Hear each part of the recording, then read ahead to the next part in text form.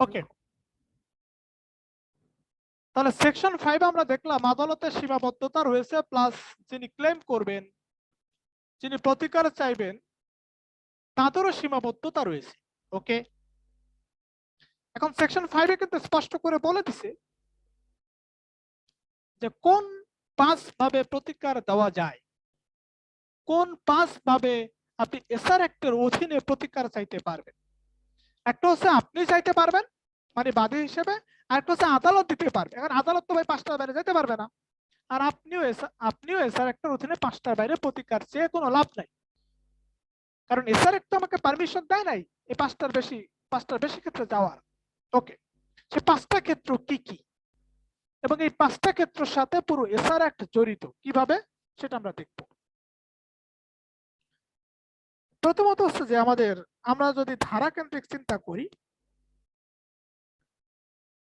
আমরা সেকশন 8 থেকে 11 পর্যন্ত দেখব যে এখানে যে বিষয়গুলো আছে সেটা হচ্ছে না, প্রথম বিষয় যে কিভাবে মানে ফার্স্ট প্রতিকার, যে আপনি একটা সম্পত্তির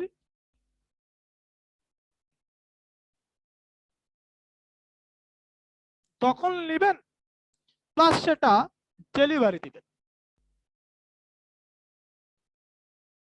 ধরেন আমি একটা সম্পত্তি পাবো এরকম ক্লেম করে একটা মামলা দায়ের করলাম, আমি একটা সম্পত্তি পাবো এরকম ক্লেম করে, এরকম দাবি করে একটা মামলা দায়ের করলাম।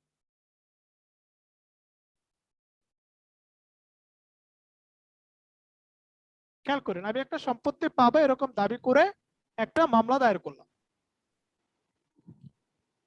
আদালত, এবং সেই সম্পত্তিটা কিন্তু আমার দখলে নাই।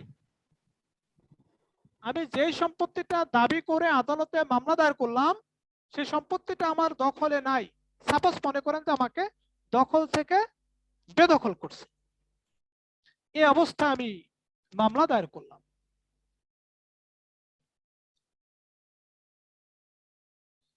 আদালত আমার পক্ষে রায় দিল, রায় দিয়ে বলল আজ থেকে এই সম্পত্তির দখল তোমার। ভাই আদালত তো আমাকে দখল দিয়ে দিল, আমি দখলে আমি দখলে যাব, মানে আমি যে সম্পত্তিটা মামলার মাধ্যমে জয়লাভ করছি যে সম্পত্তিটা আমার পক্ষে ঘোষণা হয়েছে, সেখানে আমি গেলাম, গিয়ে দেখি চাপাতি নিয়ে আমার শত্রুপক্ষ দাঁড়ায় আছে, মানে আমার শত্রুপক্ষরা আমাকে সেই সম্পত্তির দখলে যেতে দিবে না। শুধুমাত্র দখল প্রদানই নয়, শুধুমাত্র দখল প্রদানই নয়, এটাকে ডিরেক্টলি আপনার কাছে হস্তান্তর করতে হবে। মানে বিষয়টা এরকম, প্রথমত সম্পত্তিটা আদালত তার নিজের অধীনে নিয়ে নেয়, মানে আদালত এখানে জিম্মাদার হিসেবে কাজ করে। যে সম্পত্তি সে জয়লাভ করছে সম্পত্তি তার, আদালত তখন সেই সম্পত্তিটা যিনি জয়লাভ করছেন তাকে ডেলিভারি করে, যিনি মামলা দিচ্ছে, অর্থাৎ সম্পত্তির দখল নেওয়া প্লাস হচ্ছে যিনি ক্লেমেন্ট দাবি করে বা যিনি জয়লাভ করে তাকে ডেলিভারি দেওয়া। এভাবে আদালত প্রতিকারটা দিয়ে থাকে। 2 নম্বর পয়েন্ট হচ্ছে যেমন হচ্ছে ধরেন I am contracted with you specific purpose, আমি আপনার সাথে একটা বিশেষ উদ্দেশ্যে চুক্তিবদ্ধ। যেমন আমি আপনার সাথে চুক্তিবদ্ধ হলাম, আপনার পাশের যে জমি আছে সেই জমিতে আমি পুকুর কাটবো, চুক্তিবদ্ধ হলাম, ওকে ফাইন।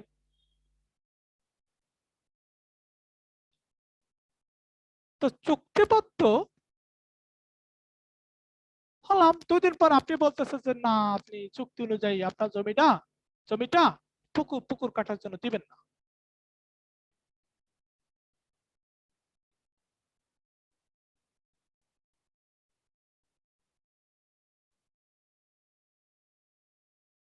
পুকুর কাটার জন্য দিবেন না, বা আমি বলতেছি না, আমি তো আপনাকে বলছিলাম আপনার জমিতে পুকুর কাটবো, এখন আমি কাটবো না, বাট আমি কিন্তু সাইন্ড উইথ ইউ, আমি কিন্তু কন্ট্রাক্টেড আপনার সাথে, আমি কিন্তু আপনার সাথে কন্ট্রাক্টেড।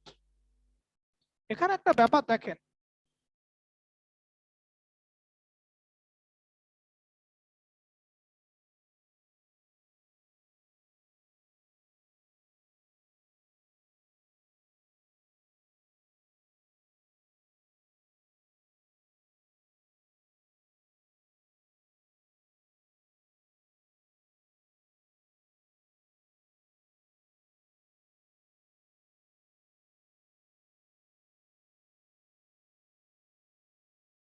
তাহলে একটা ব্যাপার দেখেন, তার মানে চুক্তি অনুযায়ী আপনি কাজ করতে বাধ্য, বা চুক্তি অনুযায়ী আমি কাজ করতে বাধ্য।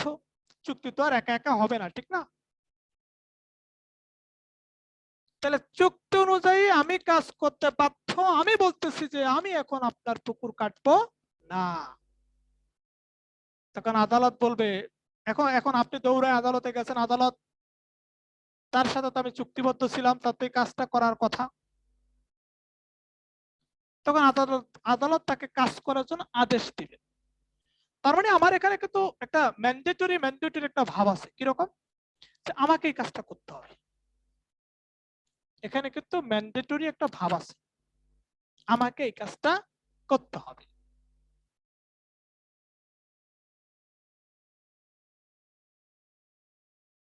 তাহলে বিষয়টা দাঁড়ালো,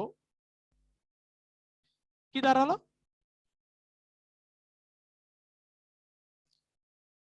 বিষয়টা দাঁড়ালো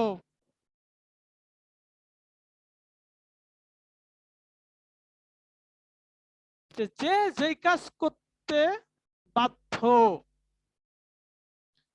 তাকে সেই কাজ করার জন্য আদালত বাধ্য করার আদেশ দিবে, সরি, সেই কাজ করার জন্য আদালত আদেশ দিবে, এবং এই আদেশ দেওয়ার মাধ্যমে আদালত প্রতিক্রিয়া দিতে পারে। এটা হলো 2 নম্বর পয়েন্ট। 3 নম্বর হচ্ছে,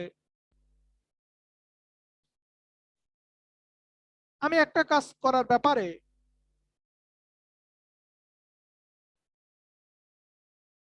যেমন হচ্ছে,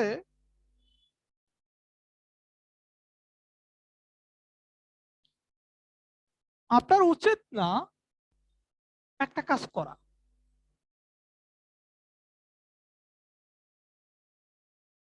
আপনার উচিত না একটা কাজ করা।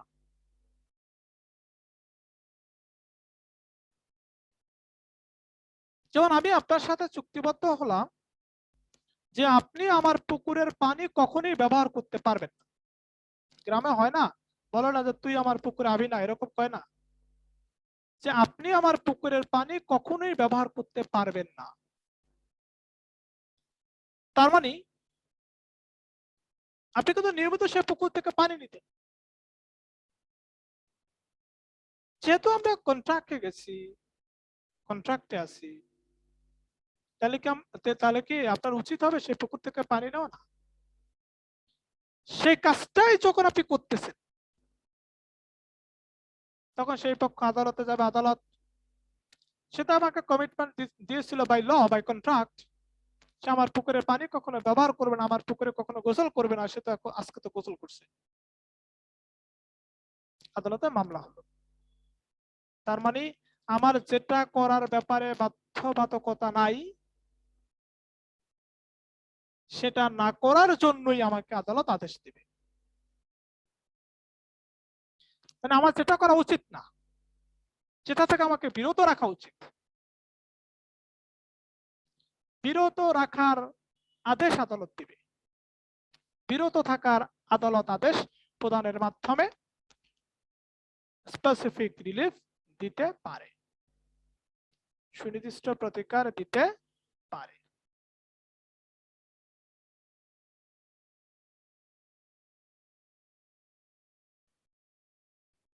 এবার আছে আমরা 4 নম্বর পয়েন্টে যাই। অনেক সময় ঝামেলা হয় না যে ধরেন হচ্ছে একটা দলিলে ভুল হয়ে গেল, হ্যাঁ? একটা দলিল আমরা দুই পক্ষ সম্পাদন করলাম, একটা দলিলে ভুল হয়ে গেল, ওকে ভুল হয়ে গেল, তো ভুলটা আবিষ্কৃত হলো। আবিষ্কৃত হওয়ার পর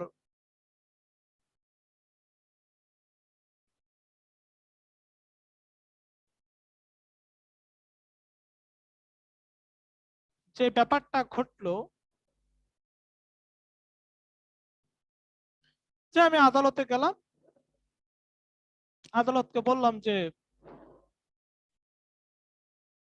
আমি এটার সংশোধন চাই। আদালত বলল ঠিক আছে, মানে আদালত বলল ঠিক আছে, আপনি যে সংশোধন চান এটার কারণ দেখান। তো কারণ দেখাইলাম যে আমি কেন এটাকে আমি রেকটিফাই করতে চাই, সংশোধন করতে চাই, দেখালাম। অথবা অনেক সময় এরকম হয় না, যেমন আমাকে কেউ অফিসে এসে যদি বলে, আমার অফিসে এসে যে আপনি তো এই ফিনা গ্রুপের চেয়ারম্যান না, কেউ ধরেন ডিনে করলো, অস্বীকার করলো, সে মানতেছে না,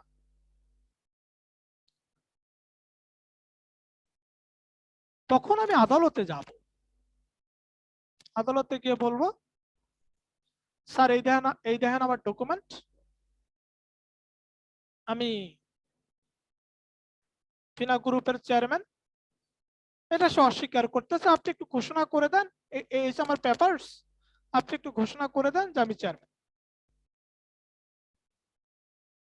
কিন্তু আমি এটা বলতে পারবো না যে স্যার সে এই কথা বলছে, এখন তার এই কথার জন্য আমি অসন্তুষ্ট, সে যদি আমার 10 লাখ টাকা দেয় ক্ষতিপূরণ হিসেবে, আমার আর কোনো ঝামেলা নাই। একটা হচ্ছে আমি ক্ষতিপূরণ চাইলাম,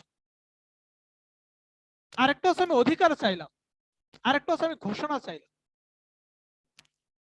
সুনির্দিষ্ট প্রতিকার আইনে ক্ষতিপূরণ চেয়ে মামলা করা যায় না প্রথমত। 2 নম্বর স্পষ্ট করে বলে দিছে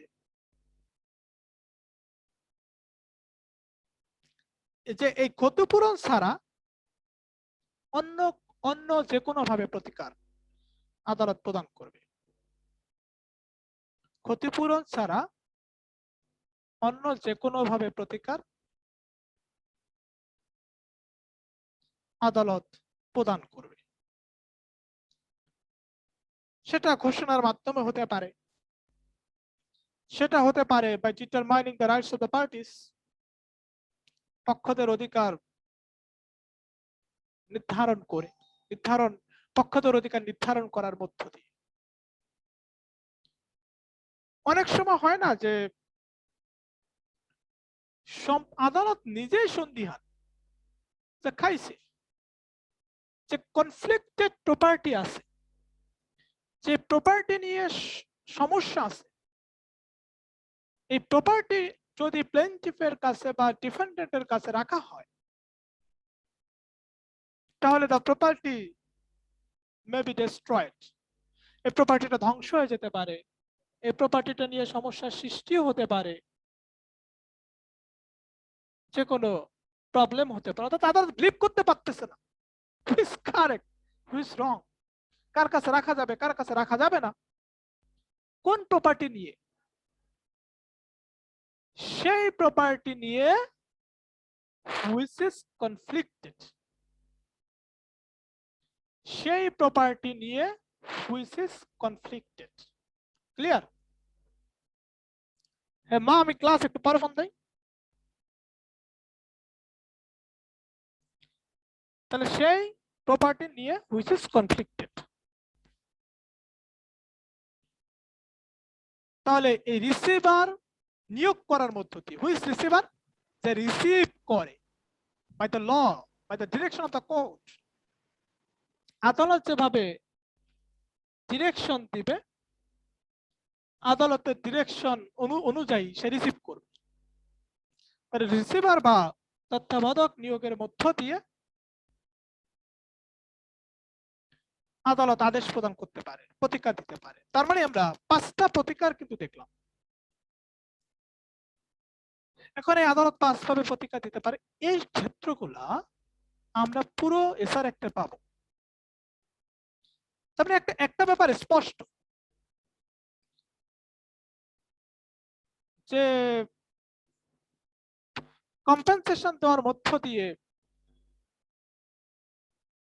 আদালত এসআর অ্যাক্টের অধীনে প্রতিকার দিতে পারে কিনা, উত্তর হচ্ছে না। তাহলে কোন আইনের অধীনে যাব, হ্যাঁ সেটা আমরা জানি না, আমাদের জানা দরকার নাই। আমরা এখন এসআর অ্যাক্ট করতেছি, মানে মূলত আমরা সিপিসি তে তখন যাব। আচ্ছা, এই যে 5টা ওয়ে পড়লাম আমরা, এই 5টা ওয়েতে যে রিলিফ দেওয়া যায় সেই রিলিফ গুলোই আমরা এখন আস্তে আস্তে পড়ব। এবার আমরা চলে যাই হচ্ছে এখানে একটা বিষয় দেখেন, আমরা যদি 3 নম্বর পয়েন্টে যাই, সেখানে একটা কথা বলছে। এই 5টার মধ্যে 3rd পয়েন্টে আমরা বলছিলাম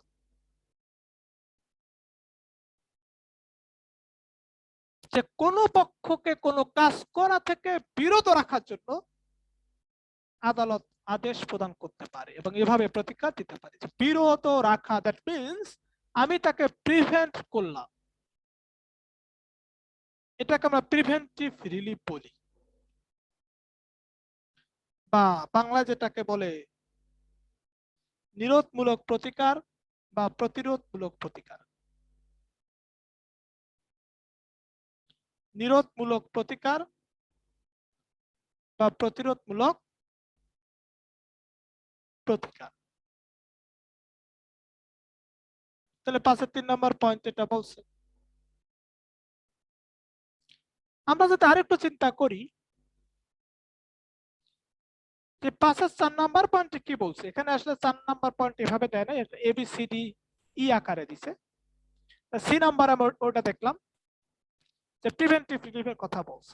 প্রিভেন্টিভ রিলিফ আমরা কিভাবে দেব সেটা আমরা পড়বো সেকশন 52 থেকে 57 পর্যন্ত।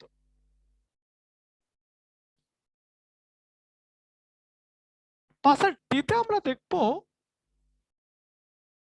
এই জায়গাগুলো কিন্তু এমসিকিউর জন্য মোস্ট ইম্পর্টেন্ট, নট রিটেন। রিটেনের জন্য আমরা যে প্রথমে যে প্রশ্নটা লিখছিলাম সেটা ইম্পর্টেন্ট। ওকে,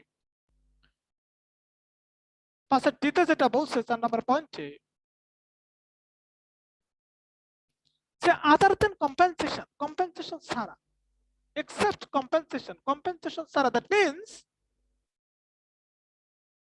কম্পেনসেশন প্রদান করে আদেশ দেওয়া যায় না, অর্থাৎ ক্ষতিপূরণ প্রদানের আদেশ দেওয়ার মধ্য দিয়ে এসআর একটি আদালত প্রতিকার দিতে পারে না। শেষ। এবার আছে সেকশন 7। সেকশন 7 এ স্পষ্ট করে বলে দিছে দুইটা বিষয়।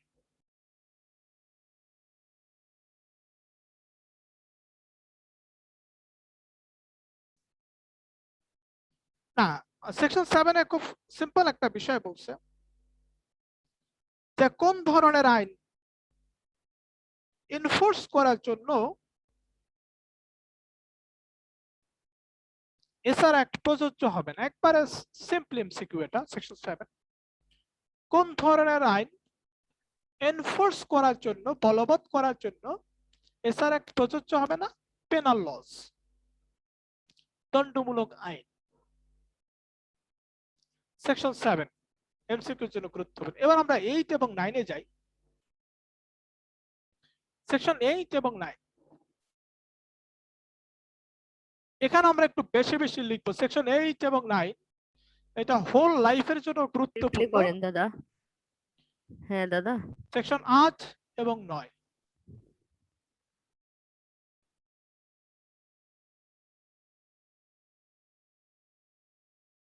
প্রিলি, রিটেন, ভাইভা তিনটার জন্যই সমানভাবে গুরুত্বপূর্ণ। সেকশন 8, 9। এখানে আমরা একটা শব্দ শিখি, ডিসপোজিশন। ডিসপজেশন, একটা হচ্ছে পজেশন দখল, এটার আগে টিআইএস যোগ করে দেই। ডিসপজেশন মানে হচ্ছে বেদখল, পজেশন দখল। আরেকটা হচ্ছে রিকভারি বা উদ্ধার করা, পুনরুদ্ধার করা। ডিসপোজিশন হওয়ার উপায়, ডিসপোজিশন বা বেদখল হওয়ার উপায় একটু লিখি। আমরা ডিসপোজিশন কাকে বলি, what do mean by disposition, বেদখল জিনিসটা আসলে কি, বা পন্থাটা কি হতে পারে, ওয়েটা কি হতে পারে। এক নম্বর পয়েন্ট হচ্ছে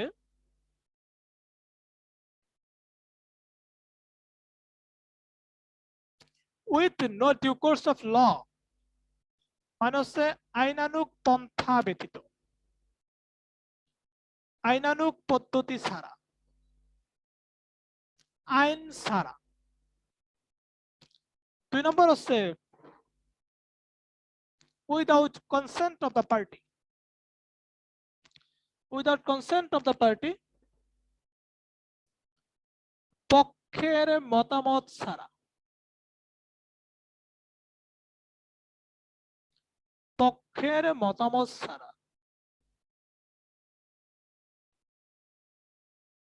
তাহলে আমার কনসেন্ট ছাড়া, ধরেন আমি একটা সম্পত্তির দখলে আছি, সেটার মালিক কে মালিক না, আমি সেটার মালিক নাকি মালিক নই, এটার সাথে বড় কথা হচ্ছে যে আমি সেই সম্পত্তির পজেশনে বা দখলে আছি। সে দখল থেকে বা আমার পজেশন থেকে আমাকে ডিসপোজেস করা হলো, আমাকে বেদখল করা হলো, ইন হুইচ ওয়েস, ওয়েসটা হচ্ছে আমার মতামত ছাড়া, আইনানুগ পন্থা ছাড়া, আইনানুগ উপায় ছাড়া অথবা মতামত ছাড়া দখল থেকে যদি সরিয়ে দেওয়া হয়, সেটার নাম হচ্ছে বেদখল, মানে লিগাল ডিসপোজিশন যাকে বলি আমরা। তো বেদখল করলো, একটা হচ্ছে লিগাল ডিসপোজিশন হতে পারবে না এখানে, এটা ইলিগাল হচ্ছে আমার, কারণ আমার কাছ থেকে জিজ্ঞেসও করে নাই, আর হচ্ছে আমাকে আইনের কোনো মানে আইনের কোনো কিছু দেখায় না।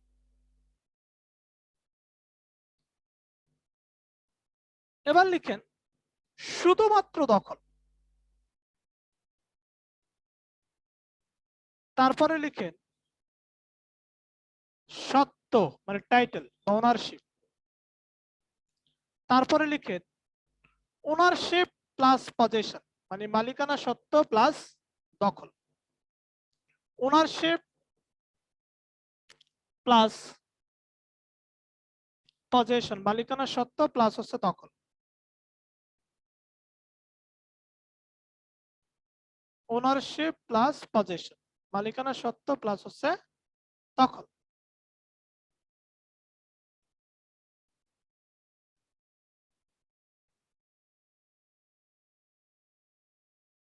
ওকে,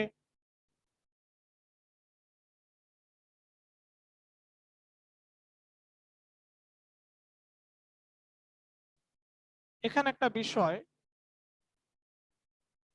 শুধুমাত্র বেদখল হওয়া, লিখেন শুধুমাত্র বেদখল, দখল থেকে বেদখল হওয়া,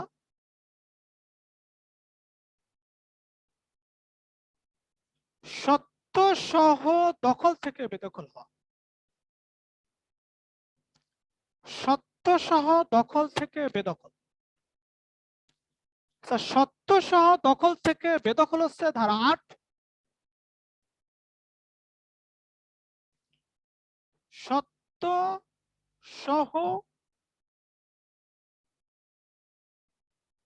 দখল থেকে বেদখল হচ্ছে ধারা 8, শুধু দখল থেকে বেদখল হচ্ছে ধারা 9।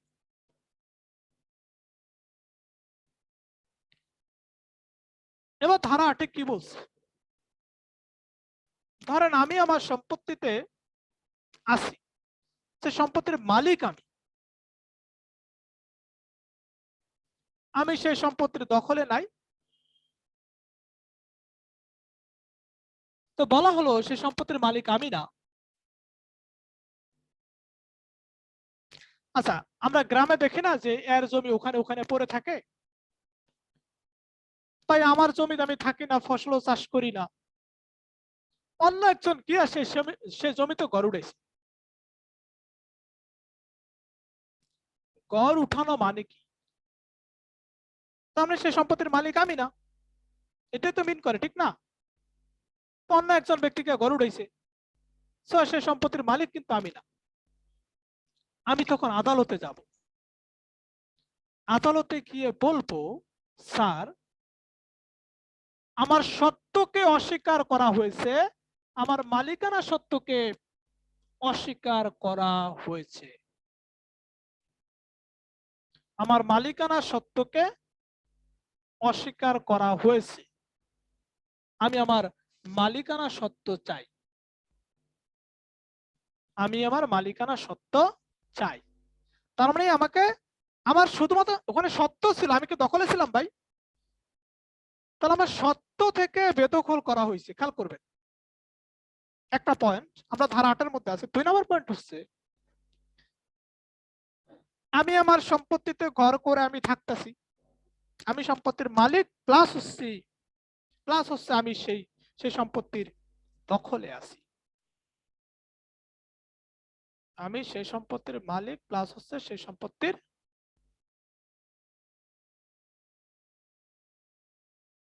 দখলে আছি।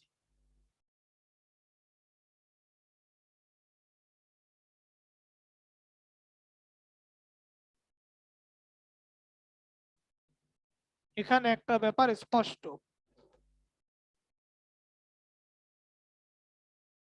কি ব্যাপার স্পষ্ট?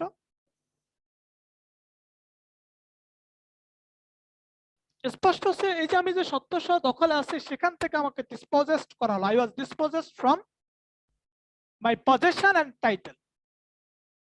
সেই ক্ষেত্রে ধারা 8। তাহলে ধারা 8 আমরা দুইটা জিনিস পাই, একটা হচ্ছে সত্য থেকে বেদখল, আর একটা হচ্ছে সত্য সহজে আমি দখলে ছিলাম,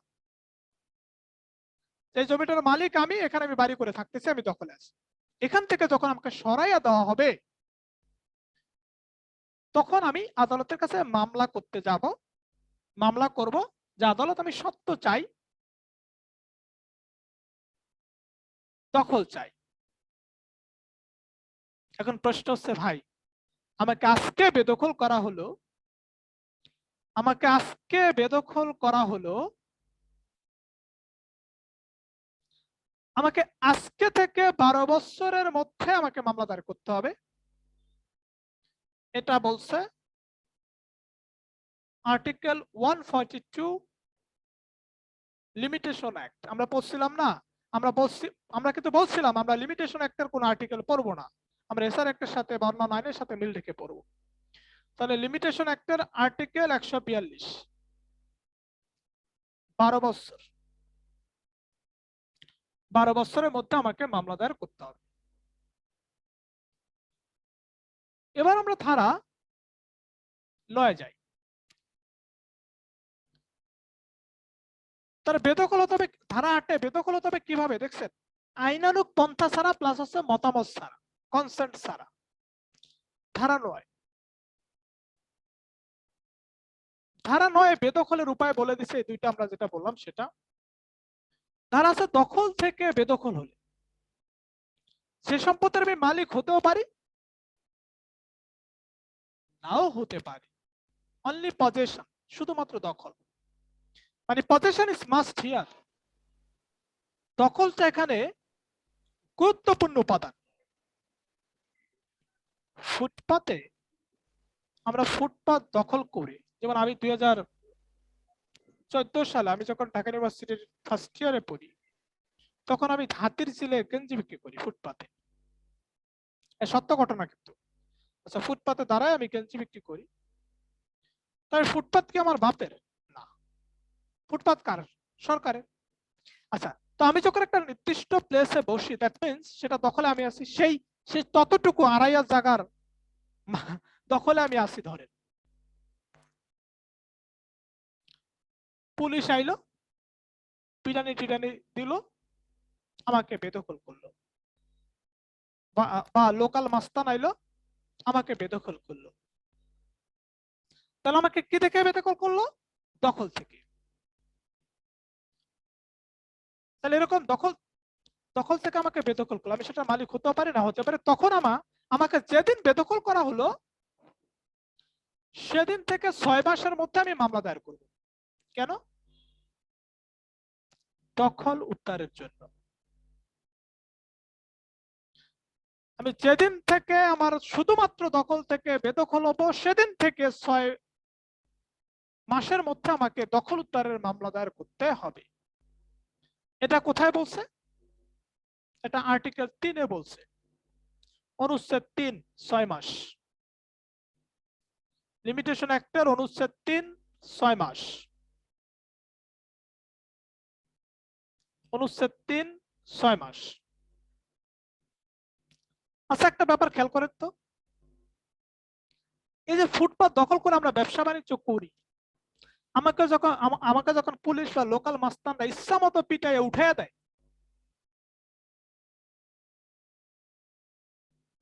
আমরা কি সরকারের নামে মামলা করি? গুলিস্তান থেকে যখন পিটাইয়ে ফুটপাত ব্যবসায়ীদেরকে উঠাইয়া দেয়, আমরা কি সরকারের নামে মামলা করি? না, আমরা তো মামলা করি না। কারণ শুধুমাত্র দখল থেকে বেদখল হলে দখল উদ্ধারের জন্য সরকারের বিরুদ্ধে মামলা করা যায় না। দখল উদ্ধারের জন্য সরকার 9 ধারায় দখল উদ্ধারের জন্য সরকারের বিরুদ্ধে মামলা দায়ের করা যায় না। এবার আসেন, তারপর প্রতিকারটা কি ভাই? কারণ মামলায় গেলেন, মামলা যাওয়ার পর একটা জাজমেন্ট দিবে, সেটার বিরুদ্ধে আপনি আপিলও করতে পারবেন না, রিভিউ করতে পারবেন না। সেটার বিরুদ্ধে আপনাকে কি করতে হবে? রিভিশন করতে হবে। তাহলে শুধুমাত্র আপনার রেমেডি কি? লিগ্যাল রেমেডি কি? রিভিশন দায়ের করতে পারবেন। একটা ব্যাপার খেয়াল করেন। আচ্ছা, এখন যদি বলা হয় টিপিক্যালি গেলে যাওয়া যায়, সেটা প্রিলি রিটেন একসাথে যারা পড়ে তাদের জন্য সুবিধা হয়। আচ্ছা, এখানে যদি বলা হয় না, এখানে বলছে যে I am not capable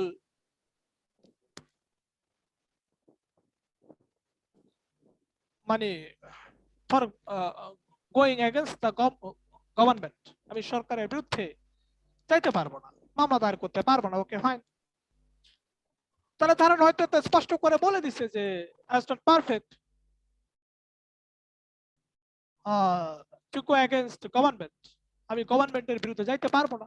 okay, but আমি গভর্নমেন্টের বিরুদ্ধে যাইতে পারবো। আচ্ছা ভাই, আমার জমি যখন খাস হয়ে যায়, খাস হওয়া দ্যাট মিন্স আমি সেখান থেকে বেদখল, সরকারের নামে মামলা করি না? আমার বাড়ি ঘর ভেঙে যখন রাস্তা করা হয়, সরকারের নামে মামলা করি না? আমার বাড়ি ঘর ভেঙে যখন রাস্তা করা হয়, তার মানে কি? তার মানে কি?